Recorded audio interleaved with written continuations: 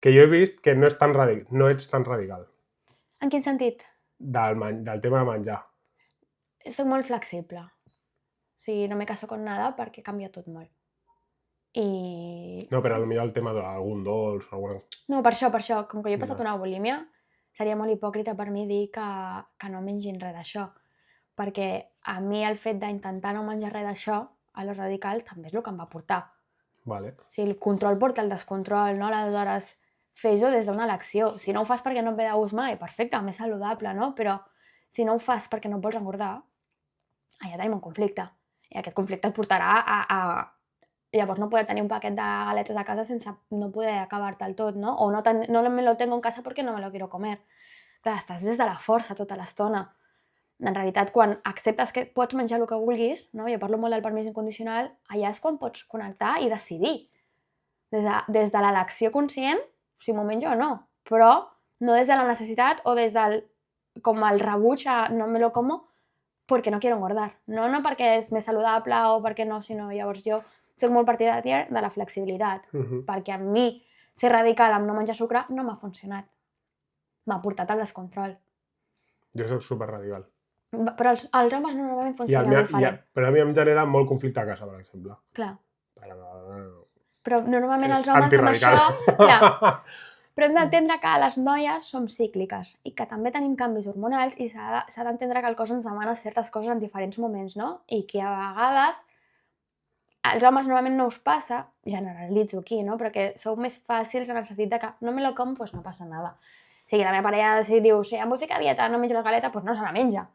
Per mi és més complicat dir no me la menjo i no menjar-me-la, perquè o sigui, portem molts anys molt matxacades per molts factors culturals en relació a una dona ha de menjar tal, una dona ha de tenir aquest cos, una dona... Que no és pel ha de menjar tant, sinó és el resultat. Exacte. Aleshores, hi ha aquest menjar, hi ha aquest donut, no m'estic menjant un donut, me estoy comiendo el donut y todo lo que lleva es en una sociedad... Llavors és una mica el conflicte intern que tu mateixa tens bastant inconscientment per tota aquesta història transpersonal. Llavors, sí. O sigui, realment el fet d'autoprohibir-te, i ja no et dic si surt d'una altra boca, perquè llavors ja és locura, és el sentiment de dir, hòstia, és que, o sigui, com que et porta a l'estigma de com et veuen o com et... No? Clar, aquest donut influirà en el meu cos. I a mi em jutgen per com és el meu cos. Encara que no t'hagi passat directament. Això és el que em refereixo, aquesta memòria interna. No m'ha passat, però he sentit la pressió de que em passi. És a dir, jo tinc un cos genèticament normatiu, però sé el que passa si no el tinc. Hòstia, normatiu que...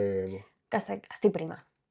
Sí, per metabolisme. Sí, jo puc ser més flexible amb l'alimentació. O una persona que pugui tenir tiroides, que no sé si això és més treballable. També soc molt activa, vull dir, no, soc bastant hiperactiva, no paro i sé el que he de menjar, més fàcil, però també em permeto molt. O sigui, ahir vam sopar una hamburguesa, la vam fer aquí a casa, però puc menjar una pizza, no m'importa, puc ser flexible i cuidar-me mínimament em mantinc en un pes normatiu. Però un pes normatiu és el que la societat té acceptat, com a ben vist. La societat veu una gorda i la jutja. De fet, hi ha molta por a dir gorda. La paraula gorda ja crea com... Què et ve tu? Bueno, és com un llenguatge agressiu. Exacte. I per què? Per què prima no? Intens, molt intens. Prima no. Quan és simplement el contrari. És per tot el que anem associat. En el cas de prima, estic veient un tema de que en castellà la paraula prima és una altra cosa, llavors mentalment jo ja tinc molts... Sí. Però ponle en castellano, delgada i gorda. Hòstia, jo delgada li veig alguna negatiu també. Sí? Sí. Bueno, està bé. Però gorda, què et genera? Més rebuig. No em genera rebuig com a paraula, sinó que és com és més com de personalitat teva dir-la, saps? Que entenc que l'estàs dient perquè estàs buscant això. Exacte, sí. Però jo no l'estic veient, però bueno, entenc que la majoria sí.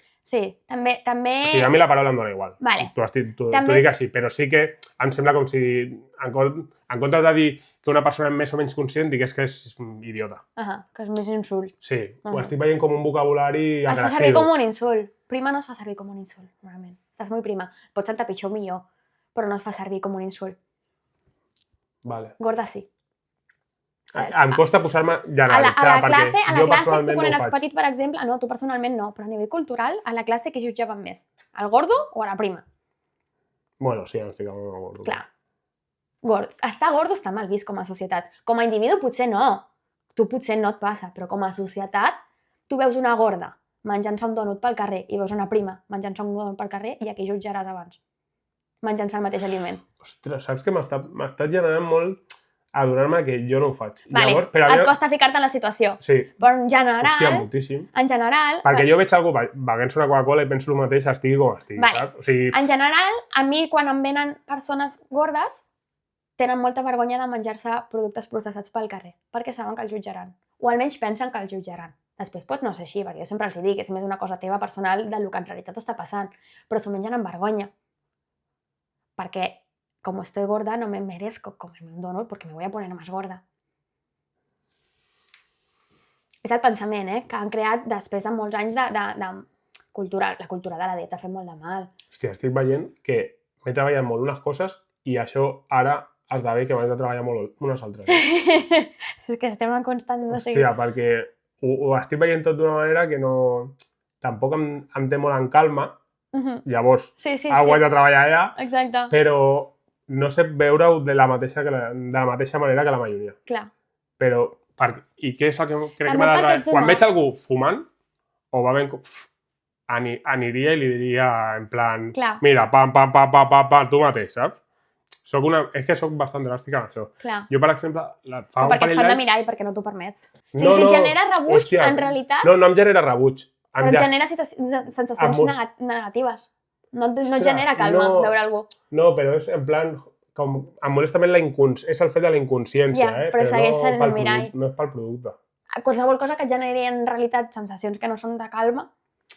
No, però no... Ja sé el que vols dir, però no és en aquest sentit. Sí, però segueix sent algú teu. O sigui, perquè jo també era molt així, evidentment segueixo sent, o sigui, em faltaran 3 vides per treballar-me tot el que m'haig de treballar, no? Però, per exemple, la primera parella que jo tenia fumava tabac i la meva àvia s'estava morint de càncer. Per mi era com... O sigui, era cada dia que el veia fumar era com... Tu estàs veient que la meva àvia, que és com la meva vida, s'està morint de càncer i estàs fumant, que et pot provocar el mateix, no? I era com un...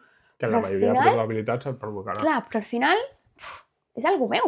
O sigui, és algú meu que em generi tanta cosa negativa que ella estigui fumant. És la seva vida. És el seu karma, també. O sigui, està fumant per alguna cosa i ell s'ha de treballar alguna cosa. Per què a mi m'està generant això si és la seva vida? No? També hi ha apego a que a aquesta persona li passi alguna cosa.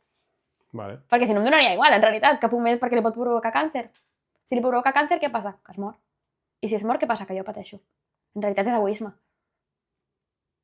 En realitat, el rebuig que m'està generant d'ell és per mi. Vale.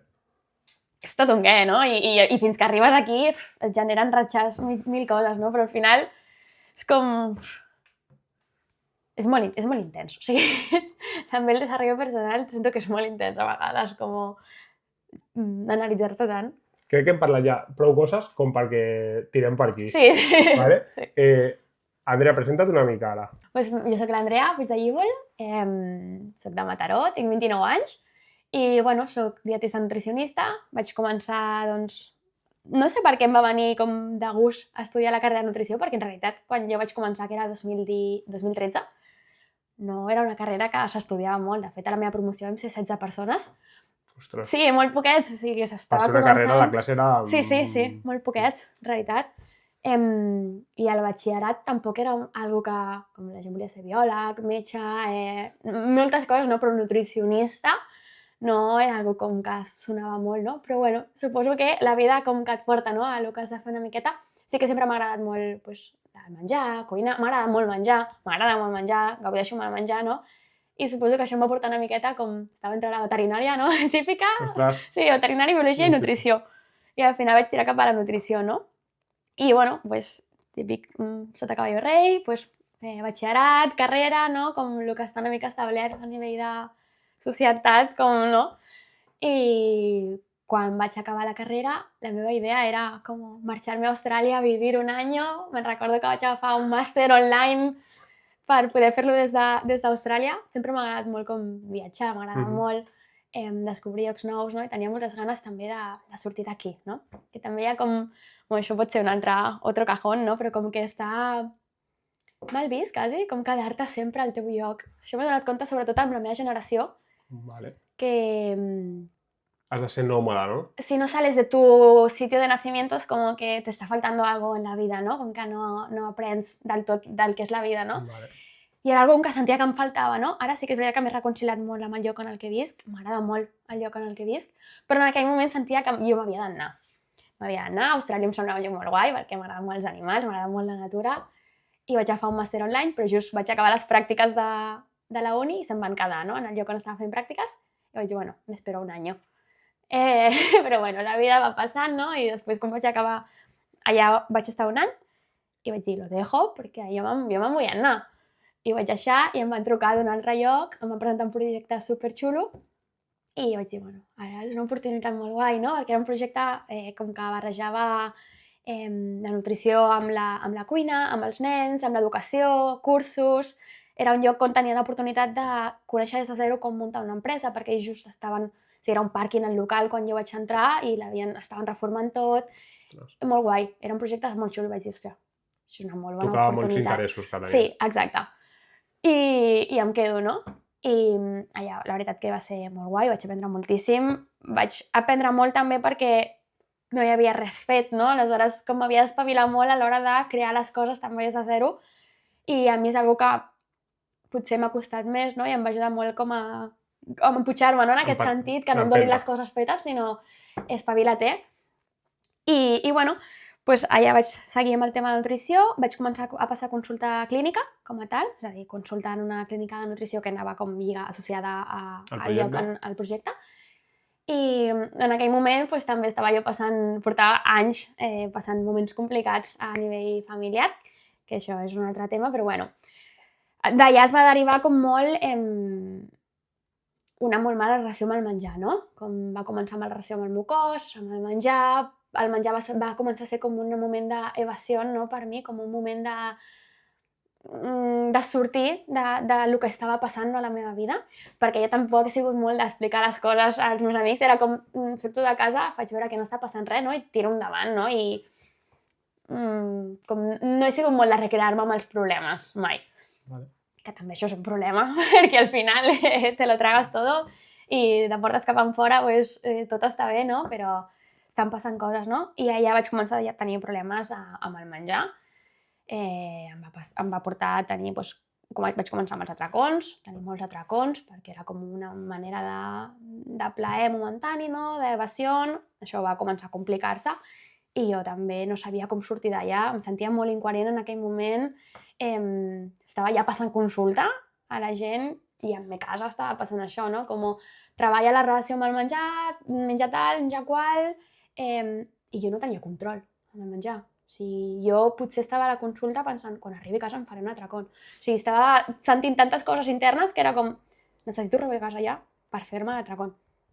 I com et senties tu en aquell moment que després d'haver estudiat, de tenir aquesta consciència formativa, trobar-te en aquella situació que seria, en molts casos, com t'arribarien a tu les teves clients? Exacte, justament. Molt incoherent. O sigui, crec que la paraula seria incoherent. I molt... no em surt la paraula, com es diu? Bueno, és igual. Incoherent, com molt jutjada per mi mateixa, no? Com dir, hòstia, és algo que sé que no està siguent... Jo pensava que en aquell moment que era una falta de força de voluntat. No tens suficient voluntat per deixar de menjar. Perquè eren dolços, sobretot el que m'anava, però bueno, al final era... No tens força de voluntat, no? I jo li deia a la persona que havia de tenir força de voluntat. O sigui, has de tirar una miqueta de força de voluntat, no? Veient en retrospectiva, que això ja ho parlarem més endavant, però sort. Sort que em va passar allò perquè m'he donat compte que no és un tema de força de voluntat, no? Jo estava treballant en un lloc on la metodologia de dieta pues, també era molt de força de voluntat, d'uns quantos, de restringir, de quantitats, de pes, de peses tanto, guiar-nos molt en el procés, en el pes, no? Que això és una cosa que acaben moltes persones quan comences un procés de canvi d'alimentació. El procés és el pes. Encara que jo hagi fet, i em segueixo trobant amb moltes persones, no? Encara que em senti millor, tinc més energia, em venen, no? Tinc més energia, em sento millor, he canviat els meus hàbits, dormo millor, però el pes no ha canviat. El resultat que es veu és el pes. està. És la mesura, és la mesura de resultats. La mesura de resultats és el pes, no? Per mi en aquell moment, també ho va començar a ser, no? Com al final els atracons, al final, per molt que tinguis conductes compensatòries, ja sigui amb vomitar, ja sigui amb esport, menges una quantitat indecent que no pots treure tota, no? I estava pujant de pes. De portes cap a fora ningú se n'adonava, no? Perquè al final soc una persona de constitució prima, tampoc ja es notava tant, no? Però jo m'estava notant un cos molt incòmode, un cos que no era el meu, molts problemes digestius, perquè al final això et porta molta inflamació, i al final emocionalment estàs desequilibrada totalment, no? Aleshores allà vaig començar a dir, vale, què està passant, no? Haig de treballar, sabia que jo no m'estava passant només per un problema amb el meu cos, sinó que era alguna més enllà, no? I vaig començar com a intentar obrir una miqueta la mirada de com estava jo enfocant les consultes, de com estava jo enfocant la meva vida, no? I buscar una miqueta d'obrir la ment a altres coses, no? Sempre dic, no? De què tienes hambre? Perquè al final estàs menjant, però t'estàs menjant no per nutrir-te físicament, sinó t'estàs menjant les emocions. O sigui, a mi m'estava faltant autocuidado, m'estava faltant temps de qualitat per mi, m'estava faltant explicar els meus problemes, m'estava faltant autoconsciència, m'estava faltant moltes coses, i això m'ho estava menjant, no? Llavors, quan fas aquesta reflexió de què tens gana, o sigui, què està faltant, pots començar a obrir una miqueta com l'estigma, no? I llavors vaig trobar una noia que em va ajudar com a treballar aquesta relació amb el menjar, perquè jo no li vaig dir a ningú, o sigui, a mi casa no es va enterar ningú que jo estava tenint aquests problemes, en aquell moment tenia parella, tampoc es va enterar, perquè, ja et dic, en aquell moment em costava molt, no he sigut una persona molt de recrear-me amb els problemes, com de positiva, no? I tira cap endavant, i no hi ha problemes, i tot bien, i al final això t'explota a la cara. I arriba un moment que no pots més. I jo me'n recordo un moment que vaig arribar, va ser com el moment, no?, que dius, quan toques fons és per impulsar-te, no? Doncs aquest moment me'n recordo un cop arribar jo treballava a Sant Cugat, llavors també tenia 2 hores de camí cada dia, feia moltes visites cada dia, estava molt agraïda perquè la gent confiava molt en mi, però potser feia 16 visites cada dia. Arribava a casa que no era persona. Sí. I me'n recordo un dia arribar i eren com les 9 de la nit i els meus pares dir-me, què tal, com ha anat el dia? I em vaig ficar a plorar. Em vaig sentar, com... Me'n recordo, és que ho tinc gravat, com sentar-me al terra i dir, no puc més. Sí, no puc més. O sigui, haig de canviar alguna cosa, no? I ja vaig decidir deixar la feina, me la vaig jugar, jo era autònoma, amb la qual no tenia paro, no tenia res, però vaig dir, o ara o mai, o sigui, jo no puc estar amb 20, no sé si tenia 25 anys en aquell moment, així. Treballant en una que sí que m'agrada, però que no m'agrada la forma en què ho estic fent. Hi ha molta diferència entre, no sé si la forma habitual o més tradicional de fer nutricionisme a la manera en què tu enfoques ara? Jo crec que cada cop, per sort, està canviant també més l'estigma, no? I la manera d'enfocar-ho en general crec que generalment està canviant, però sí, o sigui, al final hi ha molta cultura de dieta i hi ha moltes persones, no, a nivell de l'àmbit de la nutrició centrades en compartir l'alimentació des d'això, la força de voluntat, la restricció, el pes, les mesures, les quantitats, no te salgues d'aquí, un cheat meal a la setmana, no? Ja només el concepte de cheat meal ja és com, ja si veig algú fent cheat meals. Què és cheat meal? El cheat meal és com la comida trampa, no? Que et portes bé de dilluns a divendres, de dilluns a diumenge, i tens un dia lliure per fer el que vulguis. Clar, al final és com t'has de tirar de força de voluntat i en realitat si tu mires el que ocupa la força de voluntat a nivell cerebral és un 5% de la consciència. L'altre 95% que és l'inconscient, què hi ha aquí, no? Perquè si només tires de força de voluntat se t'acabarà ràpid.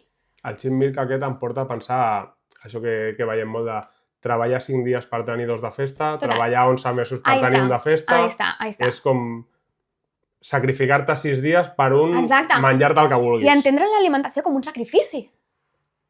Perquè molta gent entén la dieta, quan parlem de la cultura de dieta, com un sacrifici. Ja només la paraula dieta, que en realitat és simplement, a nivell significat, és el que menges en un dia, però tu la paraula dieta què et porta? A règim, a excluir coses. Exacte. I aquesta part és la que jo he intentat fer el canvi, no? Llavors vaig deixar la feina i vaig començar a formar-me en psiconutrició, va començar aquí el meu món del desenvolupament personal, vaig començar a anar a retiros, a treballar-me jo sobretot a nivell de coneixement propi, no? Vaig començar a fer un màster també de coaching centrat com en l'essència, no? D'aquest treball més cap a dintre, perquè al final és impossible, al meu parer, com intentar acompanyar una persona que està passant per un procés difícil amb l'alimentació o amb ella mateixa si tu no estàs bé. I, òbviament, sempre ens faltarà treball, no? I sempre tindrem moments de situacions millors o pitjors, no? Però si tu no estàs bé amb tu mateixa perquè dintre teu és un caos, com acompanyaràs des d'allà, no? O el resultat quin serà al final. Aleshores vaig començar com a treballar-me molt, potser massa inclús, que ara ho agraeixo, però va ser com modo kamikaze amb el desarrollo personal, en plan, buah, todo. All in, no? Com retiros, meditacions, el hielo, cuinant, bueno, moltes coses, cursos, tallers, eventos. Vam començar nosaltres també a fer eventos, que va ser una experiència molt xula, perquè jo soc una persona bastant vergonyosa. Després la gent em diu que no, però jo em considero com vergonyosa, no? I va ser sortir de la meva zona de confort. Sí, van ser 2 anys de molt de treball personal, no? De sortir de la zona de confort, de viatjar a Madrid també, no sé, molt guai. Va ser molt guai, però molt retador, no? I de fer eventos, de contactar amb la gent perquè vingui el teu evento, pujar-me a un escenari, compartir. Que això, tot i que havia fet cursos de nutrició a la gent, però no era com, esto es mío, no? Al final, quan estàs, encara que sigui un curs que tu estàs fent, però estàs fent una empresa, hi ha un background, no? Però quan és algo teu, que és el teu evento, que tu l'has creat, no? O nostre evento, és com, quina responsabilitat. Però això de sortir de la zona de confort també hi ha molt de creixement després. I a partir d'aquí doncs, vaig començar a crear el meu programa i poder acompanyar les dones, sobretot, que és a qui més acompanyo. Bueno, el programa a consulta treballo amb homes i dones, que de fet ara cada cop em trobo més homes també amb problemes amb l'alimentació, que abans no me'n trobava tant. Perquè agafem més consciència, potser? O perquè ens obrim més a... Jo crec que cada cop hi ha més pressió cap a homes també. Cap a homes també. I més petits. O sigui, em trobo... Més joves. Més joves, sí. Em trobo nois de 17 anys, per exemple, ara estic amb anorèxia. També les redes socials crec que han ajudat molt. Bueno, ha ajudat. Es pateix. Sí, ha fet molta causa en que això sigui així, no? Hi ha molta pressió en semblar-te a X persones d'Instagram, no? L'altre dia li deia, digue'm un estereotip a qui et vols semblar, no? I clar, m'ensenyava a l'Instagram, doncs tot eren homes com supermusculats, i també passa el mateix amb dones, però sempre ho dic, quin sacrifici necessites per portar-te aquest cos? O sigui, molts cops tenim un pes en ment, o moltes dones em venen amb un pes en ment que han tingut en un moment de la seva vida i volen arribar a aquest pes, però sempre els dic, és que potser no et pots... Potser no pots mantenir aquest pes perquè no és el teu pes, encara que en algun moment hagis arribat a aquest pes. A més, se li pot estar associant un benefici que realment tampoc el té. Exacte. O sigui, tenir aquell cos, aquell pes, aquella musculació o el que sigui, bueno, és una situació però que tampoc té un benefici associat que tu aconseguiràs ni res semblant. I què necessites, no, per arribar a aquest cos? Sacrificar-te. Sacrificar-te, anar cada dia al gimnàs, potser no tenir tants eventos socials perquè al menjar no et pots sortir de la línia, ser molt quadriculat amb l'alimentació, dormir, ser molt estricte, no?, en tota la teva vida, et compensa? Perquè, o sigui, vols arribar a aquest cos, per què? No és per tu, en realitat, encara que et pensis que ets tu el que vol aquest cos. Tu t'han ficat durant anys unes creences al teu cap de que necessites aquest cos per ser acceptat, o que seràs més acceptat si tens aquest cos. I això passa amb homes i dones. És el que et comentava abans, no? Com està culturalment més acceptat un cos prim que un cos no massa prim, no? Si ens anem als extrems tampoc, no? Perquè un cos massa prim tampoc està acceptat, però normativament un cos normatiu és un cos que està més prim. Hi ha molt d'estigma negativa cap a un cos més obès o gordo, no? Que parlàvem abans de la paraula gordo, que hi ha com molta resistència, no? També a dir la paraula gordo, inclús a mi, que ho tinc més treballat a consulta, em costa dir la paraula gordo o gorda. És com que només dir la paraula hi ha moltes coses associades a aquesta paraula, no? I llavors, doncs això, intento treballar una miqueta des d'aquí, no? Des del treballar l'alimentació i entendre l'alimentació, perquè al final és evident que per molt que entenguem el permís incondicional, que això és un tema que és com algo que intento com remarcar molt, no? Jo crec que és la frase diferenciativa, no, de les meves consultes, que és el permís incondicional amb el menjar, que és algo que intento que entenguin molt, perquè crec que només des del permís incondicional amb el menjar pots fer eleccions conscients. Si tu no entens que pots menjar el que vulguis quan vulguis, les eleccions no seran des de realment la consciència, sinó seran des de la necessitat. Es refereixes a que no t'ho prohibeixis, sinó que tu que acceptis que tu realment pots menjar-t'ho perquè no tens aquesta prohibició física de ficar-te alguna cosa en la boca, i des d'aquí podràs escollir. Que l'elecció sigui en coherència amb el que tu vulguis, el que desitgis. Exacte. Si decideixo menjar-me la galeta, el dònut, el bocat, el que sigui perquè realment em ve de gust i en aquest moment escolleixo menjar això, no perquè ho necessito. No? Com hi ha molts moments que moltes persones em venen a la consulta dient que necessito, arribo a casa a la tarda i necessito menjar-me coses, no? O si em menjo un paquet de galeta, si em menjo una galeta necessito acabar-me el paquet, o moltes coses així, no? Clar, aquí estàs escollint des d'una necessitat, no des d'una elecció conscient. I realment no està servint de res aquest menjar. Sempre dic, al final, com el menjar emocional, no? Que es parla molt de la gana física, la gana emocional, no és que la gana emocional no tingui el seu lloc, també hem d'entendre que la gana emocional és una eina de treball i igual que hi ha la gana emocional com a eina de gestió emocional, hi ha altres persones que fan servir l'esport, la música, l'alcohol, no passa res. Puntualment, el problema és fer servir sempre aquesta eina com a gestió emocional. El menjar emocional és un problema? Depèn. No l'hem de jutjar tampoc, perquè hi ha molt de juicio, no? Només has de menjar per gana física. Bueno, mirem el context de la persona, la gana emocional pot tenir el seu lloc. Podem fer-la servir, amb consciència. És una situació, però hem de buscar l'arrel. Hem de buscar l'arrel i l'hem de fer servir amb consciència. És a dir, jo escolleixo, avui he tingut un mal dia, o he tingut un bon dia i vull celebrar, i avui escolleixo menjar-me una pizza. Però no he tingut un mal dia i necessito menjar-me una pizza. Canvia molt, perquè en el moment en què tu necessites menjar-te aquesta pizza te la menjaràs amb culpa. Te la menjaràs amb culpa. No t'estàs sentant ni bé. No. I què passa? La culpa, en realitat, la restricció, el control, intentar no menjar-me això, però m'ho acabo menjant per necessitat, porta el descontrol. Aquesta pizza, el dia següent, serà una altra cosa, i el dia següent serà una altra cosa, i mai sortim del bucle. Perquè no he integrat. O sigui, jo estic fent alguna cosa malament, menjant-me la pizza. I com que estic fent alguna cosa malament, doncs continua aquesta necessitat. És la teva sensació de que estàs fent alguna cosa malament, Totalment. No estàs fent alguna cosa malament per menjar una pizza, però a nivell com general, no? Hi ha la sensació de que hi ha aliments bons i dolents, no? Tenim molta classificació a nivell general de que els aliments bons i els aliments malos. Si tu ara et dic classifica'm aquest aliment en bo o dolent, molt ràpid et vindria, no?, on ficar-lo.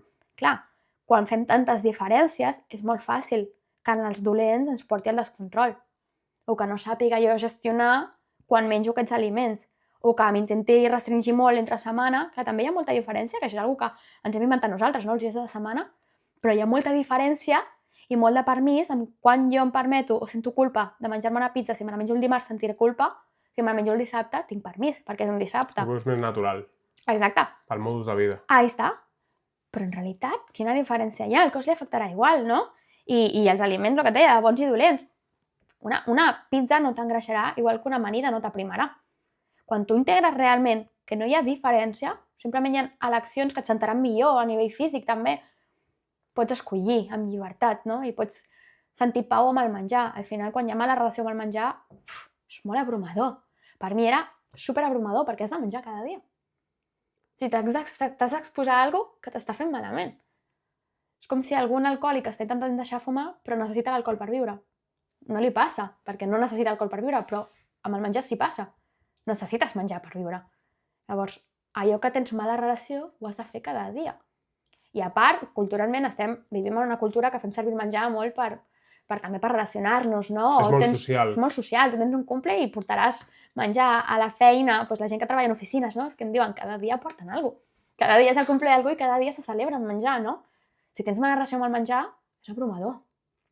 Perquè cada dia t'has d'exposar a me lo como, no me lo como... Et poses davant de la decisió. Tot el rato. Quan ja treballes la relació amb el menjar, amb tu mateixa, entens que allò ho pots menjar i si no ho necessites menjar avui ho podràs menjar demà, no ho necessitaràs potser menjar. Podràs tenir-ho allà i pots menjar un croissanet i seguir amb la teva vida. Però no... O no menjar-te'l. Però no menjar-te'l, sentir culpa i ja me'l menjo tot i demà intento tornar a fer dieta, que això passa molt també, no? Com l'última cena. Sempre que tothom... El 80% de persones que venen a la consulta et diria que em diuen aquest fin de no compta, perquè jo sempre faig com un recordatori de 24 hores, no? Comencem dilluns. Aquest fin de no compta, no me'l tinguis en compte perquè, com que sabia que venia, ja he menjat molt. Continua la sensació de restricció, de que tot això jo t'ho trauré. I aquí és quan veus, no?, que a nivell general tenim molt mala relació amb el menjar, tenim molt poc treballada la relació amb el menjar. En què es basa, Andrea, el teu enfocament en psiconutrició?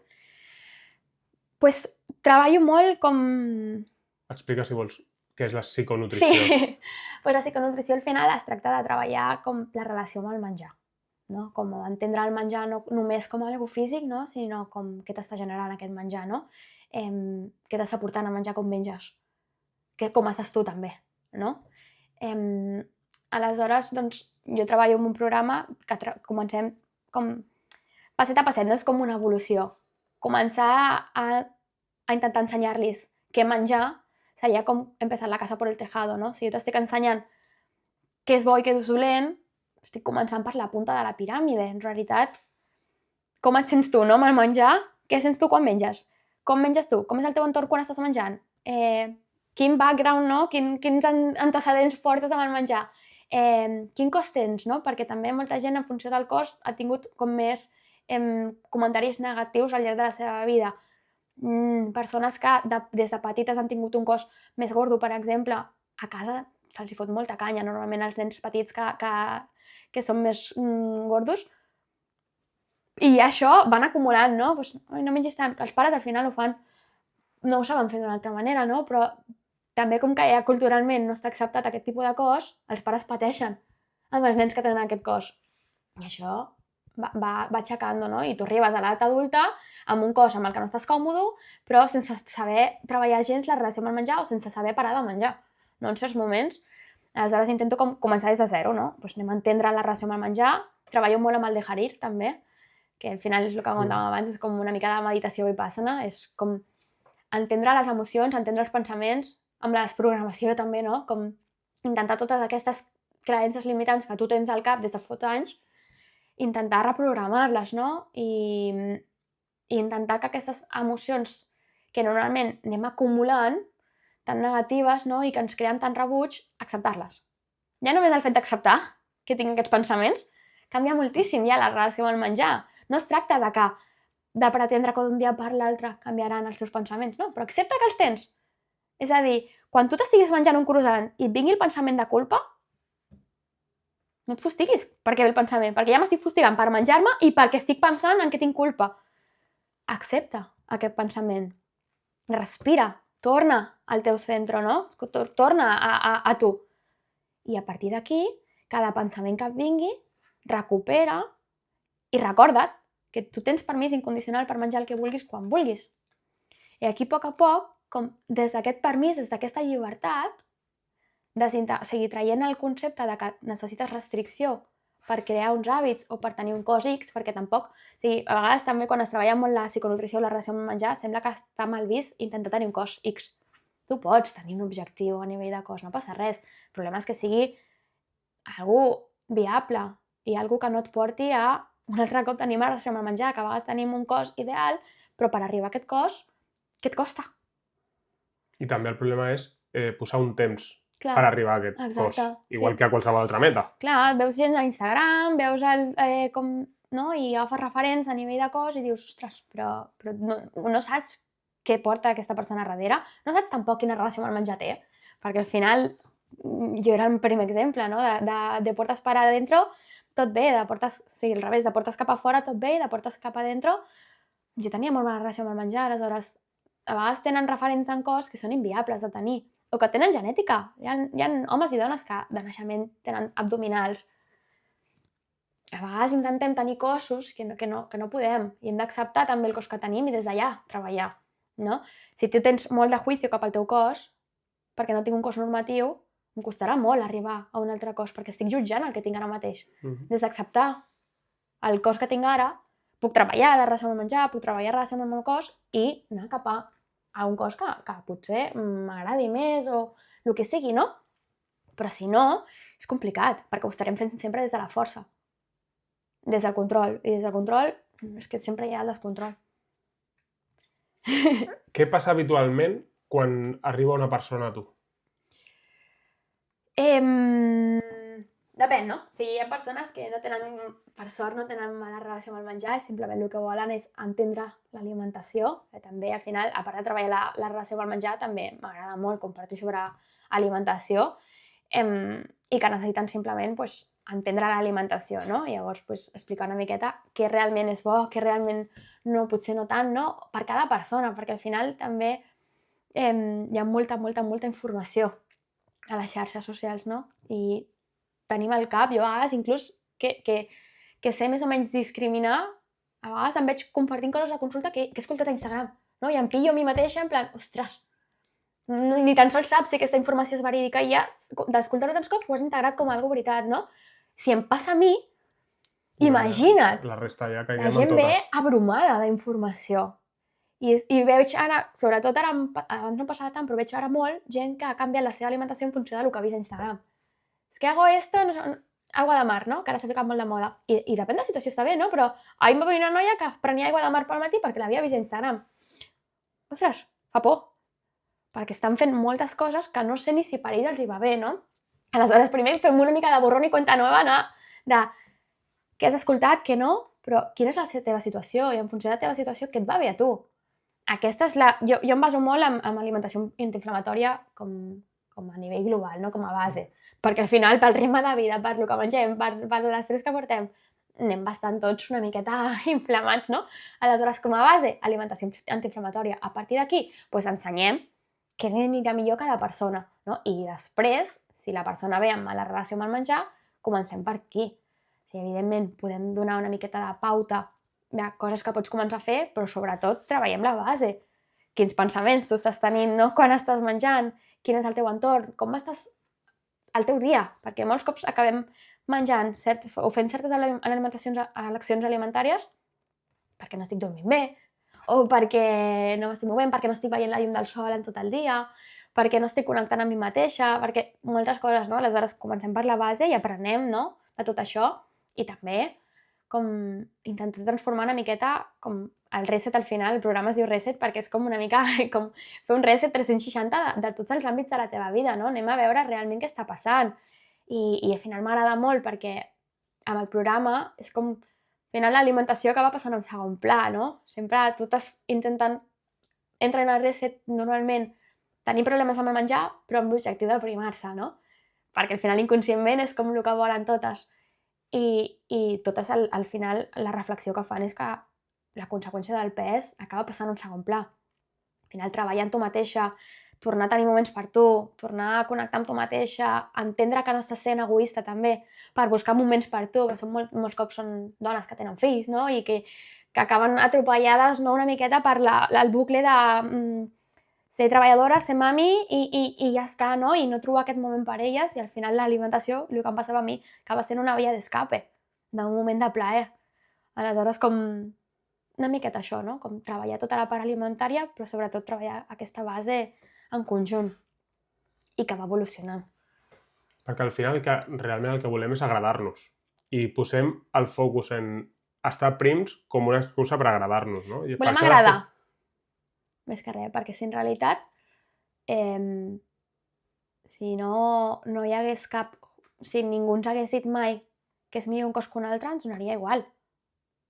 El que volem és agradar, en realitat, perquè ens han fet creure que agradem més amb un cos que amb un altre. Però amb això acabem agradant-nos perquè acabem estant tranquils o contents.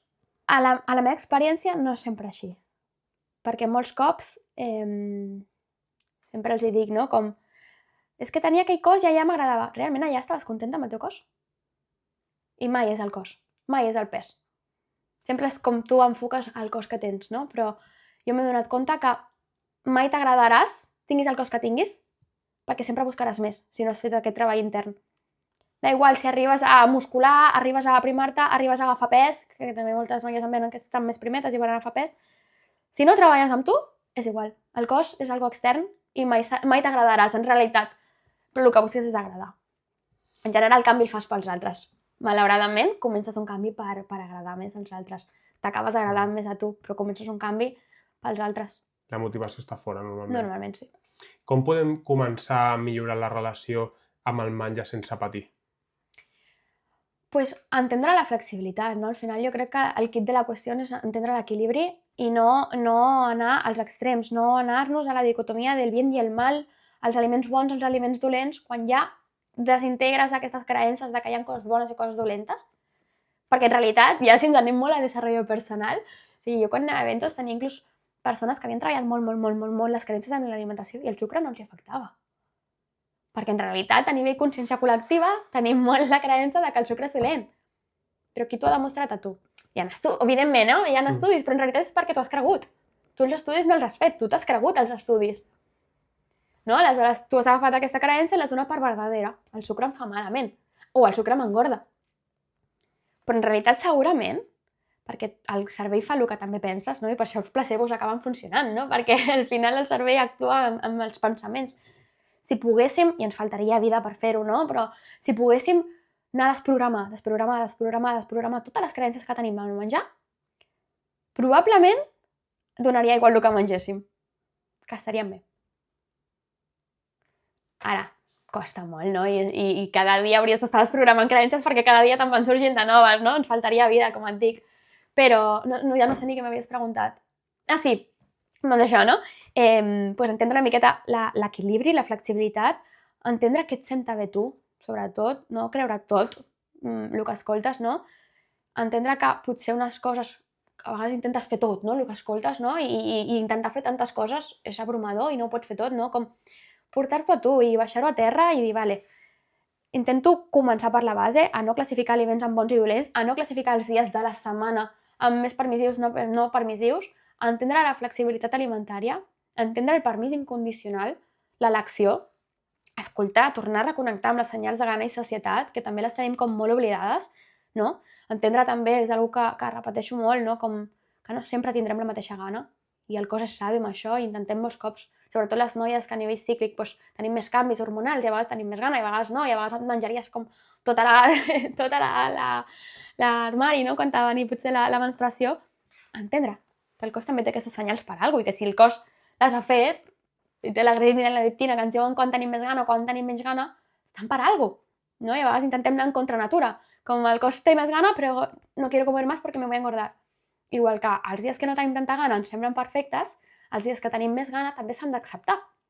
I entendre aquest cicle de la naturalesa, no? I que per alguna cosa és que tenim més gana, perquè necessitem, el cos sap que perdrem, no? I que necessita, a nivell hormonal, tenir una miqueta més de greixos en aquells dies, per exemple, escoltar. Quan sobretot et tornes a escoltar i tornes a menjar per tu, per disfrutar, i no per tenir un cos X, és més fàcil, no? Portar-ho a la calma, com no classificar, sobretot, i el permís incondicional. Des del permís incondicional, realment, que molta gent em diu, no? Si integro permís incondicional sempre estaré menjant coses dolentes, o coses amb sucre, o coses que a priori no tinc permís. Al revés. Quan de veritat fas la feina, i que no és fàcil, i que no és un dia per l'altre, d'integrar que tens permís incondicional per menjar el que vulguis quan vulguis, és molt més fàcil fer eleccions conscients. Si no, sempre és des del control, no? Des del rebuig, i mai acabaràs tenint un control. Diferenciem entre dies de la setmana, en canvi no diferenciem entre dies dels nostres processos, els nostres cicles, el nostre cos. Total. Sí, súper. O sigui, és heavy al final quan ho veus així, no? Perquè és com el dimarts he de menjar millor i el dissabte tinc més permís, però que no sigui el cos el que em demani... Lluna plena no és diferent. Exacte, que no sigui el cos el que em demani hormonalment que necessita menjar una miqueta més, no? Ostres. O quan les mares, no?, que estan donant el pit, també tenen més gana. I és un procés per elles també com de dir, sembla una miqueta com que no permets al final, perquè no et vols engordar, perquè acabes de tenir un bebè i també moltes dones estan incòmodes en aquell moment amb el cos, intenten tenir molt de control amb l'alimentació, no? I justament és un moment, si estàs donant el pit... En què t'has d'alimentar molt més, perquè has d'alimentar el doble. I el cos t'ho demana, tens més gana, tens més requeriments, es perden unes 500 calories només amamentant al dia. Necessites recuperar, no? Però és com que no escoltem, no? I volem com nosaltres controlar el que mengem tant, en vez d'escoltar el cos, és com el neguit, no? I això et porta al descontrol, acabaràs menjant més. Intentant controlar que no intentant controlar, no? I permetent, i amb el cicle menstrual és el mateix. Igual que no ens genera tant de neguit els dies que estem més tranquil·les, els dies que el cos necessita menjar una miqueta més també li hauríem de permetre, perquè és que és un cicle vital. I al final, diria que el 90% de les noies que em venen, és com un moment molt complicat, és quan em ve la regla perquè necessito menjar de tot. Clar, necessites menjar de tot perquè no has integrat que pots menjar de tot. I des de l'integrar que pots menjar de tot no necessitaràs menjar de tot. Potser podràs arribar a casa i menjar-te un iogurt i ficar-te més coses que un dia normal, que un altre dia del moment del cicle, perquè sí que necessites, tens més gana. És una realitat que tens més gana. Però no necessites l'atracón. No necessites l'atracón. Quina diferència, Andrea, entre una dieta com una alimentació convencional i el teu programa o el teu acompanyament? Que no hi ha dieta com a tal. Bueno, jo a dieta em referia a... Com a pla alimentari, no? Sí, exacte.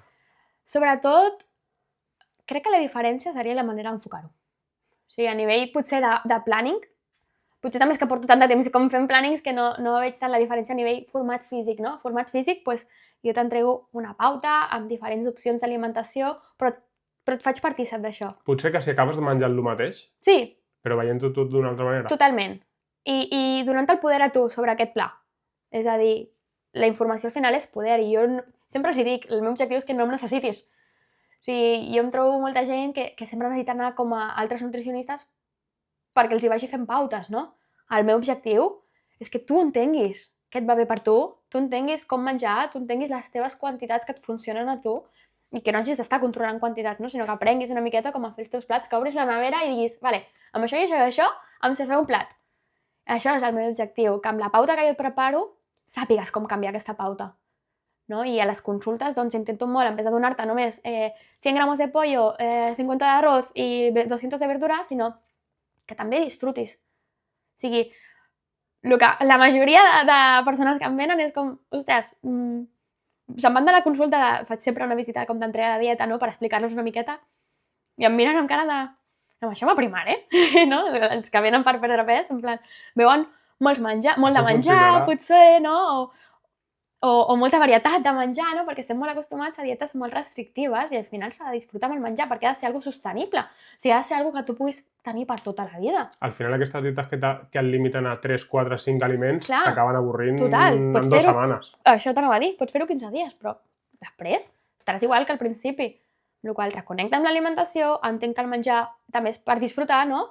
I que no has de passar gana. O sigui, una dieta, jo crec que també la diferència és que no has de passar gana. O sigui, la gana et porta al descontrol sempre, perquè acabaràs amb una sensació, per això moltes persones que han tingut anorèxia, que han passat molta gana, el que deriva després és el que es diu gana extrema, no? Que tenen la sensació, sempre tenen la sensació de gana. No és que els estigui faltant menjar en aquell moment, quan ja estan en recuperació potser estan menjant les quantitats que toquen, però el cos ha passat tanta gana que té les hormones de gana i sacietat super descontrolades. I encara que tu mengis les quantitats que toquen, seguirà la sensació de gana. I això és un problema, perquè aquí costa molt controlar les quantitats perquè ells acaben de menjar i segueixen amb la sensació de gana. No? Aleshores, aquí hi ha un treball de també fer-los entendre que al principi, com que tu li has restringit molt, i és un procés dur, li has de donar un extra. Si tu li has restringit durant tant de temps, li has de donar un extra, li has de donar el que necessitaries i més, perquè el teu cervell integri realment que no li faltarà menjar. No? O amb els atracons, moltes persones que tenen atracón després fan la compensació, doncs faig ayuno, em salto l'esmorzar o em salto el sopar. Continues donant-li la sensació al cervell que li faltarà, et tornarà a portar un atracón. Perquè l'atracón és simplement una eina que té el cos de por si acaso. Menjo molt per si em torna a faltar menjar o per si em torna a matar esport. Perquè moltes persones fan compensacions a nivell de saltar-se àpats i moltes fan compensacions a nivell de me'n vaig a fer molt d'esport. Doncs em passo 2 hores al gimnàs i me'n vaig a caminar i no sé quantos, no? És un desgast molt fort pel cos i no una sensació de gana. Aleshores, aquesta sensació de restricció de que el cos li faltarà tornarà a portar un atracón. L'atracón és una eina del cos que té per acumular, per si acaso. Em torna a faltar gana. Al final, encara que sigui una prohibició que nosaltres mateixos ens donem, aquest posar no esmorzo, la nostra part de rebel·lar-nos també ens pot portar emocionalment o mentalment a aquest atracón després, com dir, encara que haguéssim sigut nosaltres, pot ser que vagi una mica per aquí? Sí, també. Sí. Encara que nosaltres haguéssim sigut els que nosaltres mateixos diem, doncs ara no sopo, ens podem rebel·lar contra nosaltres mateixos i després dir, doncs ara menjo un muntó. Total. Sí, això ho parlo també, em trobo molts casos que és com, porten molts anys intentant fer dietes, no? I no ho han aconseguit i venen amb molta por, no? I potser al principi, quan potser és la primera consulta, no? I no ho han aconseguit, és com, m'expliquen una miqueta el que ha passat, em dono molta compte, i en casos molt puntuals, no? Però que s'han volgut demostrar ells mateixos que no són capaços. Si al final és donar-te la raó. O sigui, si tu et demostres que ets capaç, t'estàs portant la contrària. És una miqueta el que deia, llavors has de demostrar que no pots. És un joc mental molt heavy, no? Però és com... Tens tan integrat que no ets capaç de fer tal cosa que si tu et demostres el contrari... Tu has de demostrar tu mateix. Exacte. És com dir, és verdad, no soy capaz. És heavy, no? Però passa molts cops, sí, i és com... T'autoboicoteges. Llavors, doncs em faig un atracón, o me'n vaig a sopar fora, no sé quantos... I veuràs com tenia raó. Exacte. És demostrar-te tu mateix que tens raó, perquè a l'ego li costa molt de canviar. O sigui, a l'ego que li portis la contrària... Llavors, si no fas aquest treball de treball amb tu mateix, és que et donaràs la raó. Evidentment, no has pogut. Però, clar... Què és el més trencador que podem dir de l'alimentació d'avui en dia? Jo crec que trobem als supermercats o on sigui. Hi ha molt de processat. Jo crec que un dels factors més diferencials que hi ha molt de processat. O sigui, per exemple, l'altre dia no, em va venir un noi a la consulta que era com iogurt proteico en l'esmorzar, barrita de proteïnes al berenar, cereales de avena, no sé quantos, per acompanyar el iogurt. És com, uah! O sigui, ok, estàs intentant menjar bé, però i si tornem a lo natural? No? O sigui, jo crec que estem com molt desconnectats dels aliments primitius actualment, com fem molt servir molts aliments molt processats, encara que ens el venguin com a saludables, que potser ho són, però clar, n'hi ha tants ara mateix, hi ha tanta sobreinformació i tanta varietat d'aliments que hem perdut una miqueta el foco, no? Per què m'he de menjar una barrita de proteïnes que potser ni em fa falta aquesta proteïna quan em puc menjar una poma, uns fruits secs i un iogurt, no? Tornem a la base. És com que ens han ficat al cap tant, que ens falta la proteïna i que tot ha de ser proteic i que tot ha de ser com... Que ojo! No? I aprendre a llegir etiquetes. Bueno, sí, és molt important aprendre a llegir etiquetes, però el més important és prioritzar l'alimentació que no té etiquetes. Una poma no et portarà una etiqueta. Un fruit sec te la porta però amb un... O sigui, no... Ni li cal l'etiqueta del fruit sec perquè és un únic ingredient, no? El iogurt igual et portarà 3 ingredients, no? Tornem a lo natural. El pa, el gluten, no? És que hi ha molta. O sigui, jo crec que el més diferencial de l'alimentació avui en dia, a part dels processats, és que hi ha molta informació. O sigui, és abrumador. Tanta informació. I saber diferenciar què està bé i què no. Tu veus Instagram, bueno, també em surt a mi molta cosa de l'alimentació perquè estic allà, no? L'algoritmo me tiene... Sí. Però em surten moltes coses. I a mi m'abruma. I dic, ostres, com tot el dia estic intentant diferenciar que sí, que no, però... Penso, si a mi m'abruma... Imagina la gent que no es dedica, no? Exacte. Que tot el que veu ho porta, ho fa. El pa i el gluten i els làctics i la vaca, tothom ara amb llet vegetal. Anem a veure si et senten bé tu les llets vegetals i per què has deixat de prendre llet de vaca. Que, ojo, que pot ser, està bé, però hi ha moltes llets vegetals que estan bé i hi ha moltes llets vegetals que no estan bé, però només pel fet de ser vegetal ja ens pensem que és més saludable. I això passa molt. Una barreta normal i una barreta de proteïnes, la gent s'anirà de proteïnes ara mateix perquè sembla que és més saludable quan acaba sent un més processat, no? El pa, el gluten és dolent? Anem a veure quin tipus de gluten és dolent. Jo no soc molt partidària del gluten, però el problema del gluten és el gluten que tenim ara mateix. O sigui, abans els pans eren pans de massa magre, amb la seva procés de fermentació, portaven gluten igual, però no t'inflamaven com ara. El gluten és el problema? Potser és com el gluten que comprem i com te'l menges, aquest gluten. Abans ens menjàvem tranquils a taula, compartint, ara tens 10 minuts davant de l'ordinador, molts cops, amb el mòbil, no estàs prenent consciència. Sí, estem molt desconnectats del menjar. Aleshores, jo diria, com el més diferencial, això, processats, molta sobreinformació i que estem molt desconnectats del moment del menjar. Al final, la manera de menjar també és important. Ahí està. És el que acabes de dir. Totalment. O sigui, no és només el que menges, sinó com menges i a quina hora ho menges. Que també, com... A mi m'agrada molt tot el tema de ritmes circadians, no?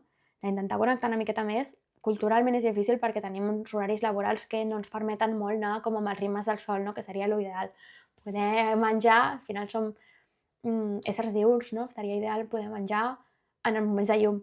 És complicat, a mi se'm complica molts cops, no? Però estem com molt desconnectats del moment, no? Sopem, surto de la feina i en vez d'anar potser al gimnàs pel matí, me'n vaig a les 9 de la tarda, de la nit, arribo a casa a les 10, sopo a les 10 i mitja, com et sentarà aquell menjar? Clar que t'inflama. No t'està inflamant, em ve molta gent a la consulta. T'està inflamant la vida. Clar, molta gent em ve a la consulta que m'inflama tot. Potser no és el que menges, és com tu estàs menjant. Com tu menges a les 10 de la nit? Ràpid perquè me'n vull anar a dormir, de mala gana perquè he hagut d'estar potser preparant el tàper del dia següent amb la tele ficada i el mòbil també, perquè és com que ja no és suficient, o sigui, estem tan com amb la dopamina, no?, a tope, que ja no em serveix ni tan sols el mòbil, és com tinc la tele i la tele m'avorreix i estic menjant amb tots els estímuls possibles, no?, i no estic connectant amb això. M'he menjat i m'he donat compte que ho he menjat, clar que tinc més gana, perquè és que ni m'he enterat del que he menjat, i clar que m'he inflamat, perquè m'he menjat a la velocitat de la llum. I me'n vaig a dormir al cap de mitja hora, amb tot l'estómac ple. Aleshores, és una bomba, no? És una bomba. I anem així, no?, amb la vida en pilot automàtic i sembla que això és el que hauríem de fer i al final quan pares i dius, uf, què està passant, no? Veus que vas com en contra de la natura al final. Totalment, o sigui, no hauríem de menjar negra nit. És el que et dic, que a vegades no hi ha altra, però... Anem a parlar de sostenibilitat amb aquests canvi d'hàbits. Com fem un canvi que sigui durador i que sigui amable? Jo crec que el més important en aquest cas és algo que et funcioni a tu. Això passa molt amb l'esport. Em ve molta gent que porta tota la vida intentant fer esport i no ho ha aconseguit. Però és que potser porta tota la vida intentant anar al gimnàs. Que potser no és el que et funciona a tu. Has de buscar què et funciona a tu. Per això cada pauta que faig és diferent. Per això cada pauta que faig estic 3 hores amb cada pauta, perquè per cada persona, 3 o 4, però per cada persona necessitaré una cosa diferent. I el que et servirà a tu no li funcionarà a un altre, perquè per molt saludable que sigui, no li funcionarà. Aleshores, buscar alguna cosa sostenible. Si per tu sostenible és menjar 3 àpats al dia, perfecte. Si per tu és sostenible fer-ne 2, perquè et funciona millor, ets més àgil, però a cada persona li funcionarà una cosa diferent, dintre unes bases, no?, que crec que són necessàries per tothom, buscar perquè sigui sostenible el que et funciona a tu. T'encantaria potser cuinar alguna cosa diferent cada dia? T'és sostenible? No. Busquem la manera d'encaixar-ho. T'encantaria tenir 1000 ingredients i no... Bueno, anem a buscar la manera que et funcioni, no? I dintre de que et funcioni es crea la sostenibilitat i es crea uns hàbits i amb l'esport igual, que al final va superlligat, no? Alimentació i esport. Buscar un esport que disfrutis, que t'agradi, dintre de que també hem d'entendre, i això és una que vaig escoltar a l'Instagram l'altre dia i realment crec que, igual que hi ha molta informació que té raó, que l'esport no és una opció. O sigui, tenim l'esport, el moure'ns com algo opcional, i jo la primera, no? Ara estic més activa, però he tingut molts moments de la meva vida que no em venia de gust, em feia mandra, no feia esport. És l'últim en ficar a l'agenda, no? Exacte. I ha de ser una prioritat. Da igual a l'esport que sigui, com si te'n vols anar a ballar, a mi m'encanta ballar. De vegades em fico cascos i em fico a ballar jo sola perquè és una manera de moure'm, no? Però el cos s'ha de moure. O sigui, hem de deixar... O sigui, no només per ara, i no per tenir un cos X, per nada. O sigui, és per salut. Tu has de moure el teu cos i has d'entendre que l'esport que estiguis fent ara et servirà en un futur per ser una persona també més independent. O sigui, l'esport, la força que jo creï, el múscul que jo creï ara, em servirà quan tingui 70 anys, si ho mantinc en el temps, per ser una persona més independent.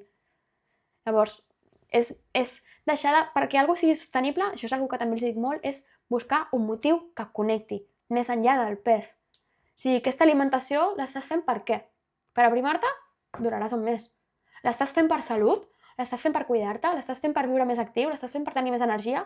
Busca motius que et vibrin més enllà d'algú temporal. El pes és algo temporal. I el pes és algo que realment no ens dona informació. Perquè si jo creo més massa muscular, pesaré més. És que és tal qual. I això no em connecta. Però si jo agafo un motiu de pes que em vibri, m'estic alimentant per nutrir el meu cos, per generar massa muscular, veure'm forta, per tenir energia, per dormir millor, per tenir més... per notar-me bé digestivament. Això em dona més força per seguir, per fer-ho sostenible. És que a més si et bases en algú, no és extern perquè és el teu cos, però com un pes X, exacte, quan l'arribis deixaràs aquests hàbits i tornaràs a una mala alimentació. Ahí està, totalment. Llavors no és un motiu que et connecti. No és sostenible. No és sostenible. o no es durà bé. Pot ser sostenible aquell temps, però després ja no. Exacte, totalment. Com acompanyes per treure per treure el concepte obsessió del menjar? Amb el que dèiem abans, una miqueta, amb entendre el permís. És a dir, treure-li força. O sigui, al final, quan hi ha molt mala relació amb el menjar, el plat té molta força. O sigui, el plat pot ser així, però mentalment, és com... És com el bròquil pels nens, no? Que heavy, que duro, que és tot això, perquè és el plat i tots els pensaments que tens associats a ell. O sigui, és una cosa enorme, no? Aleshores, treure-li pes. Quan deixem d'obsessionar-nos, comença la llibertat amb el menjar? Sí. Quan deixem de controlar. Quan deixem de controlar, el control sempre portarà al descontrol. I els pensaments, al final, o sigui, no treballar aquests pensaments és el que ens portarà també a obsessionar-nos, no? Al final, hi ha una frase del Curso de Milagros que diu: no se te pide que no tengas pensamientos impuros, se te pide que no los sostengas. Això és la clau, o sigui, entendre que a tu et vindran pensaments d'aquest tipus, perquè tu mateixa o tu mateix has sigut responsable de que vinguin, perquè tu els has deixat que estiguin aquí. No? Hem d'agafar responsabilitat també. Els has sostingut en algun moment. Els has sostingut. Aleshores, no et culpis perquè vinguin. No et jutgis perquè vinguin. Entenc que han vingut. Però des d'aquí, acompanya i recorda't que, igual, no? El permís incondicional, o que no has de controlar, o que pots menjar el que vulguis, o que el teu cos no et defineix, no? Que això és una cosa que també, com hi ha molt de... Soc més o menys vàlid en funció del cos que tinc. Això és una cosa que li hem de treure molt de pes, no? Però sobretot això, com treure-li carga a aquest aliment. Per què el menjar, Andrea, també és una forma d'autocura? Bueno, perquè al final és una cosa que ens dona plaer. Plaer momentani. No? I hi ha molts moments o moltes persones que no tenen altres vies de plaer, no? Perquè estan com en tant pilot automàtic o en una situació de vida pues, escollida o no escollida, complicada, no? I no troben altres vies de plaer, no? Llavors el menjar és un plaer momentani i és una via d'escape, no? Perquè me cura, me gusta, me da placer. I com a sanació física? Tot. Perquè molts cops la sanació, o sigui, la malaltia també ve per algo emocional. Per exemple, ara que hi ha tantes patologies digestives, no? SIBOs, helicobàcters... Bueno, helicobàcter no seria tant a nivell mental, no? Però molts SIBOs, moltes disbiosis. Què és SIBO?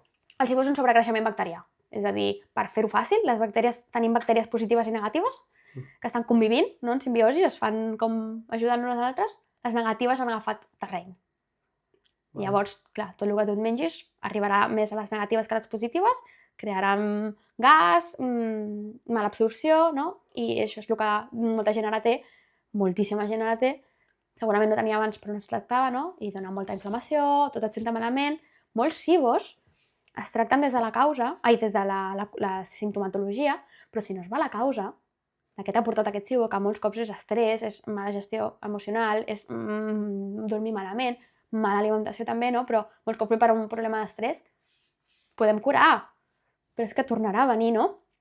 Aleshores, com entendre, no? També d'on han vingut aquestes malalties, encara que siguin físiques, no? Encara que no sigui algú de mala relació amb el menjar, per curar.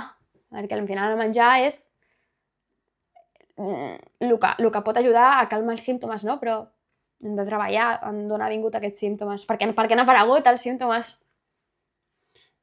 Què opines del dejuni? Es parla molt del dejuni intermitent, sí. Del dejuni com a eina. Com a eina d'alimentació, diguem. Sí, no ho trobo malament. També s'ha de veure amb qui i quan. És a dir, jo també, com a nutricionista, ho he provat tot, no? I també vaig intentar fer dejunis, vaig tenir una època, quan tenia molt més relació amb el menjar, que era com una manera de compensar, no? Faig un atracón, faig un ayuno de 16 hores. Que en aquell moment, per mi, pel meu cos, un dejuni de 16 hores era portar-me el descontrol després, perquè l'havia donat la sensació de gana. Però crec que és una bona estratègia tenir un dejuni, jo sempre dic a tothom, almenys de 12 hores.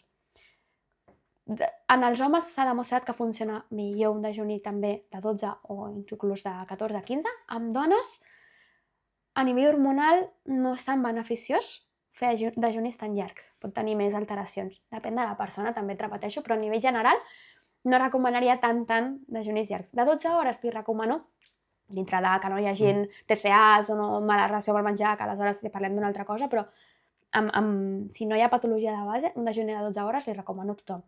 perquè estem molt acostumats a menjar molts cops al dia, no? I al final el menjar és un procés inflamatori natural del cos, però un procés inflamatori digestiu. Si tu no pares de donar-li menjar, no deixes que aquest estómac pugui regenerar, pugui fer les seves funcions, pugui el cos centrar-se també en altres funcions vitals de regeneració, d'oxidació de les cèl·lules, no? Trobo que és una cosa molt interessant i que també t'ajuda molt a reconnectar amb les teves senyals reals de gana i sacietat. Perquè molts cops, culturalment, ens han ficat molt al cap que no salgues de casa sin desayunar. No? I em trobo molta gent que llevo a les 7 del matí i esmorzo. I sempre pregunto, esmorzes per gana o per hàbit? I la majoria de gent em respon per hàbit, no? Llavors, quan introduïm aquest ajut de 12 hores, que és molt fàcil al final, que és sopo a les 8 a les 9, no menjo fins a les 8 a les 9. És una cosa que no tenim integrat, però és fàcil d'aconseguir, no? Al principi ho veuen com, passaré gana, i després realment és una cosa molt fàcil. Jo, per mi, he fet ayuno, al principi esmorzava superaviat, i a mig matí tornava a tenir gana, dinava, berenava, sopava i ressopó, no? Si podia. Ara, després de fer un dejuni també com més forçat, com no esmorzava, ara escolto el cos. Normalment tinc gana cap a les 10:30, 11. Depèn de la gana que tingui. Esmorzo més, esmorzo menys. Algun dia puntual, si no tinc gana, em permeto no esmorzar i dino més aviat, potser aquell dia, o no, depèn, però escolto la meva gana, no? Aleshores, crec que això del dejuni és l'interessant, aprendre a escoltar les senyals de gana i sacietat, és el que et permet el dejuni, realment menjar per gana. Ara, normalment, com que estic fent més esport, esmorzo cada dia i amb més quantitat, no? També depèn de l'esport que estiguis fent, potser el dejú et funcionarà millor o no, o el podràs fer en un moment o no, no? Però crec que és una eina interessant, també per reconnectar amb les teves senyals de gana i sacietat i que a nivell físic també té molts beneficis. Llavors, implementar un dejuni intermitent com a algo sistemàtic ho recomanaries més quan ja has treballat la teva educació alimentícia. Sí, diguem, no? Sí, perquè si hi ha un trastorn de conducta alimentària de base que ja tens integrada molta restricció... Si a sobre et prohibeixes estones de menjar o et poses límits... És fatal, o sigui, és donar-li és com la bomba perquè exploti tot, no? Aleshores, no ho recomanaria gens. L'has estat dient moltes vegades d'unes altres maneres, però què passa quan mengem des de l'amor en comptes de menjar des de la por? Clar, tot canvia. Tot canvia. I aquest menjar et nutreix en molts sentits. O sigui, al final també hem d'entendre que el menjar és una forma de donar-nos amor a nosaltres mateixos, no? També com integrar que el meu cos es mereix que li doni aquest tipus de menjar o aquest altre tipus de menjar. Es mereix que jo em prepari... A mi sempre em diuen, no, et prepares les coses maques per fer la foto? No, és que com que em queda maco, li faig la foto. Perquè jo em mereixo menjar maco. També m'és més fàcil perquè porto molt de temps, no? Però jo no vull un plat... Després hi ha dies i dies, no? Però en general, a mi em m'ocupa al mateix temps preparar-me una torrada que per mi sigui maca, cadascú integrarà el seu art, no? I la seva bellesa de formes diferents, però per mi la vegi i digui, em ve de gust, que tirar-ho tot. És que trigaré el mateix. Aleshores, nutrir-me em nutrirà més físicament i a nivell d'amor, a nivell mental, menjar-me una torrada maca. L'invertiré aquest mínim temps en fer alguna cosa que digui... Igual que quan vas a un restaurant dius, uah, que bé l'han posat i et dona molt de gust, per què a casa ha de ser diferent? Perquè em mereixo menjar menys maco a casa, no?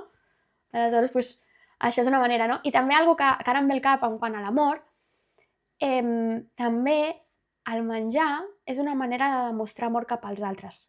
És a dir, jo, per exemple, quan tenia molt mala relació amb el menjar, la meva mare demostra amor també, amb moltes coses, no? Però demostra amor fent menjar. O comprant menjar. I clar, era com, avui he portat, com vivia amb els meus pares, avui he portat galetes, avui he portat tal, i per mi era com, quants inputs, no? Que difícil. I jo sempre li deia, no, mama, no portis coses que jo no tinc control, sense dir-li realment què estava passant, no? Però no vull això, no vull això. I jo li estava, sense voler, com privant una manera per ella de donar amor. I quan entens això, com et relaxes una miqueta, no? Com, jolín, li estic prohibint realment per mi, egoistament, una manera de donar amor.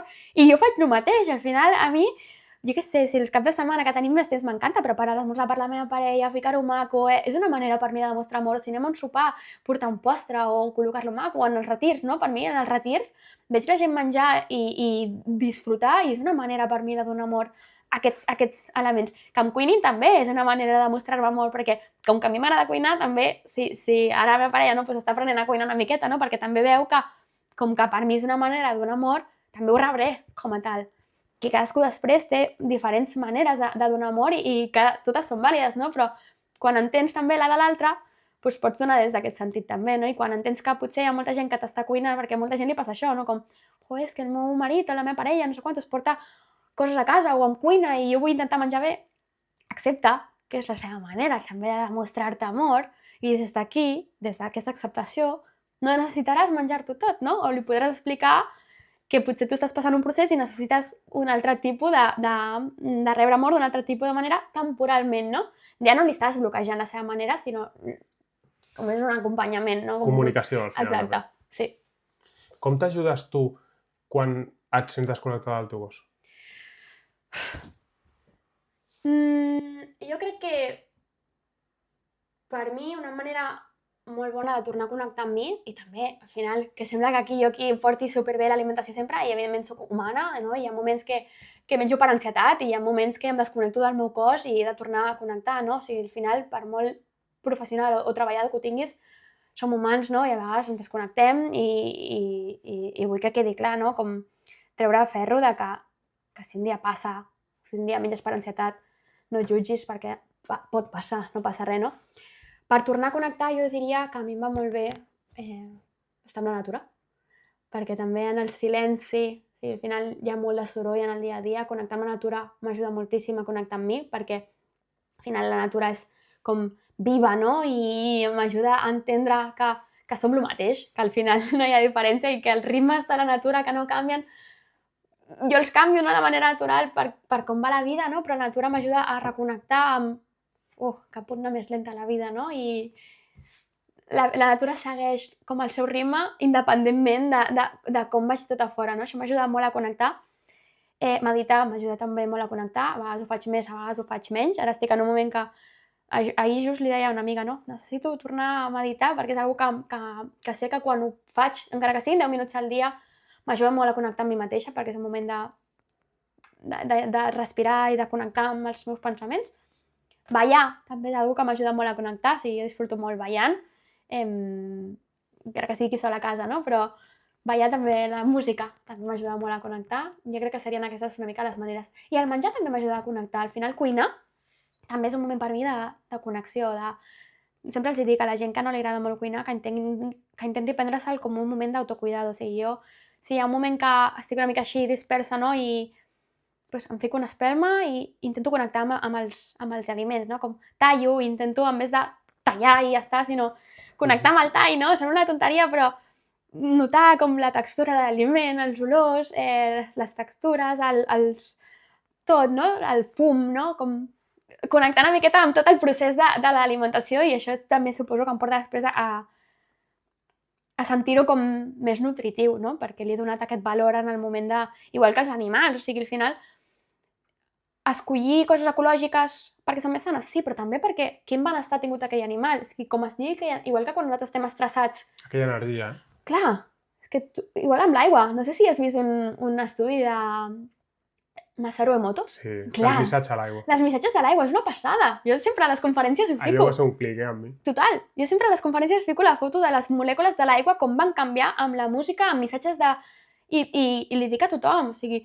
Tal com estiguis tu rodejat en el moment del menjar també és l'energia, o tal com vingui l'aliment serà l'energia. Si tu, aquí culturalment, cada cop menys, però hi ha molta cultura de menjar amb les notícies posades.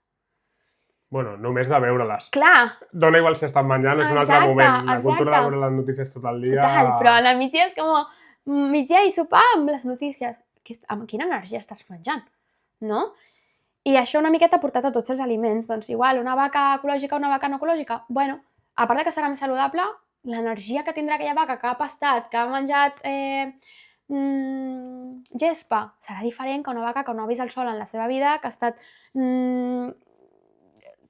estressada i en molt males condicions. Aquesta carn que tu et menges, com estarà, no? I que al final, també li dic a tothom, ens encantaria poder-ho fer tot bé, no? Menjar ecològic, menjar de proximitat, menjar... A vegades, econòmicament o per les situacions no es pot. Intentem fer amb les possibilitats que tenim el que podem, no? Però almenys sent conscients. Què té a veure alimentar-se bé en confiar en la vida?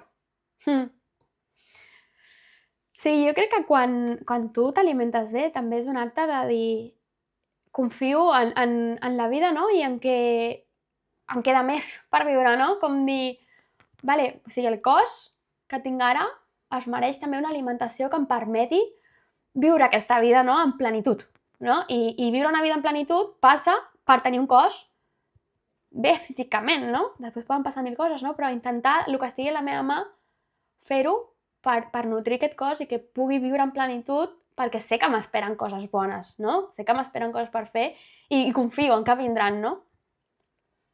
Què li diries, Andrea, a una persona que vol començar a alimentar-se millor sense autoexigència?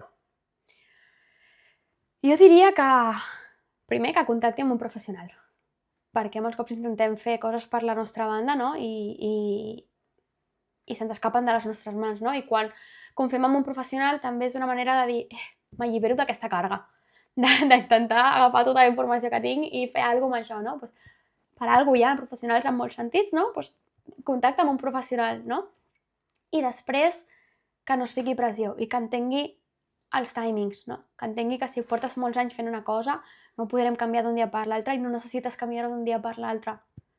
I que és un procés. Que molta gent es pensa que sempre, potser, no? Em fico un exemple d'una pèrdua de pes, que és més fàcil, que sempre anirà cap avall. És un procés. I potser no totes les sessions aniràs cap avall, però potser una que t'estanques o com una que puges forma part del procés. Igual que la vida en tots els sentits no sempre és estable, els processos de canvi d'hàbits tampoc són estables, no? Pues que entengui que això és un procés, que és una que porta molts anys d'una manera i que no serà d'un dia per l'altre que canviarà, i que es tregui pes, no? En aquest sentit, que és una que està escollint, no és una que t'he obligat a fer. Quin pot ser un hàbit senzill perquè una persona comenci a alimentar-se millor? Jo crec que el dejuni de 12 hores és un hàbit molt senzill, que pot començar tothom. I el que comentàvem abans d'aliments i no productes, no? Com reconnectar una miqueta amb l'alimentació més senzilla, no? Doncs intentar tornar als aliments d'un sol ingredient, de 2 ingredients, no? En vez de tots aquests productes tan processats, encara que ens el veguin com saludables, que ho poden ser o no, no? Però és més fàcil. O sigui, a vegades ens compliquem l'alimentació d'una manera i és més fàcil de lo que ho volem fer, no? Aleshores, crec que aquest seria un altre consell que seria fàcil per tothom, no? Els 12 hores per deixar descans digestiu i els ingredients, no? Tornar a l'alimentació una miqueta més natural. No sé si hi ha alguna cosa que vulguis dir o que se t'hagi quedat pendent o que dius, ostres, amb això afegiria alguna cosa que em faltés. No, jo crec que no, o sigui, simplement com... també donar com ànims, no? A tothom si algú ens escolta, no? I està passant per un procés com de mala relació amb el menjar, és algo complicat, és algo que fa vergonya dir-ho, compartir-ho, molts cops es porta per dintre perquè és complicat, no? Acceptar. També per això el programa ajuda molt, no? Perquè veus que independentment del cos amb el que tinguin les noies que entren, et sents acompanyada amb els pensaments que tens o amb la situació que estàs passant, no? Però que com aquest missatge d'ànims i que molts cops els canvis d'hàbits o el treballar amb el menjar és incòmode. Just l'altre dia ho vaig compartir, no? Que els canvis són incòmodes, però la incomoditat està al canvi, justament, no? I si algú fa por, és perquè ve algú por. Que fes un por, no? Si et dona por anar a un nutricionista, si et dona por fer un canvi d'hàbit, si et dona por treballar la relació amb el menjar, perquè saps que et trauran potser aquests moments, no? Del benefici oculto que comentàvem abans, ho facis amb por. Perquè allà està, a la incomoditat està el canvi, no? I que realment tenir una bona... Sempre ho dic i molts cops acabo plorant amb la gent que ve a la consulta i ara tinc ganes, no? Com quan ve gent amb mala relació amb el menjar, realment no els sé explicar en paraules lo tranquil que s'està quan tens una bona relació amb el menjar. O sigui, crec que la gent que no ha tingut mala relació amb el menjar no pot entendre realment lo abrumador que és, perquè és el que et deia abans, has de menjar tot el dia. I que com atrevir-te a començar aquest canvi, al final, la conseqüència final val molt la pena. O sigui, tenir una bona relació amb el menjar és que et canvia la vida, realment, no? Així que diria una miqueta això, no? Que si els canvis d'hàbits per molt que facin com por, no? Des de primera, valen la pena. I que si algú fa por, que ho facin amb por. Molt bé. Bueno, abans d'acabar tinc dues preguntes ritual de la xerrada. Una és, què és per tu fer alquímia avui en dia? Sí. Uf. No sabria molt bé què contestar-te, no? Però jo crec que seria tornar a recordar qui som una miqueta, no? Tornar a recordar com què hem vingut a fer aquí, quin propòsit tenim. De vegades ens oblidem, no? Una miqueta amb el dia a dia de per què hem vingut aquí, no? I tornar a recordar que les coses que estàs fent també són per alguna cosa, tornar a lo natural, tornar a recordar qui soc. Crec que recordar qui soc seria com el resum per mi de fer alquímia, no? Com tornar a mi. I avui que va de menjar hi ha 1.000 ingredients. Quin seria per tu l'ingredient imprescindible per fer alquímia? El sol.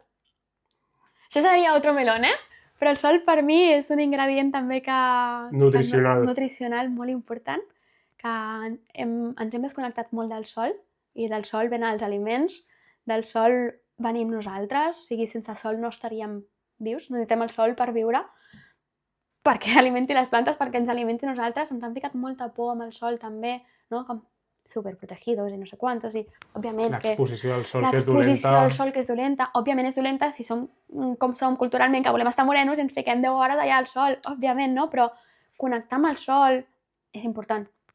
I el sol, a nivell d'estat d'ànim, a nivell de vitamina D, tothom s'està suplementant amb vitamina D ara, no? Abans no passava, perquè fem com un mirament, no? A connectar amb el sol una altra vegada i entendre que el sol és nutrició, també. Si m'hagués quedat amunt, et diria el sol. Pues super, perquè hem parlat de menjar, al final has dit l'aigua i el sol. Total, jo crec que tot una miqueta, sí. Molt bé. Andrea, tinc un detall per tu, que és un detall de les xerrades també, que guai. L'alquímia organitzada. Oh! A veure, que guai.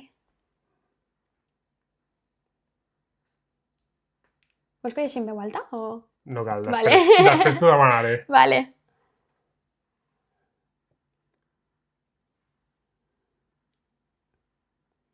Que guai. I és un lapislázuli que és entre moltes altres coses, simbolitza la comunicació activa. M'encanta. A mi m'encanten els minerals. De petita sempre feia col·lecció de minerals i tinc a casa els meus pares un piló de minerals. Que guai. Oh, doncs moltíssimes gràcies. Espero que t'ajudi també molt al dia a dia per comunicar i per continuar portant el missatge. L'alquímia és la ciència ancestral de la transmutació. No només convertir en plom en or, sinó transmutar la consciència, elevar l'ànima i fer evolucionar l'experiència humana. Però cap alquimista treballava sol. Darrere de cada transformació hi ha un grup, una confraria, una banda organitzada amb un propòsit comú, comprendre els misteris i portar-los al món. Això és alquímia organitzada, un espai on mestres, terapeutes, creadors i buscadors es reuneixen per compartir les seves eines de canvi. No som espectadors de la transformació, som els que el fem realitat. I aquí, a cada conversa, construïm el laboratori de l'ànima. Perquè quan la consciència s'organitza, l'alquímia és impecable.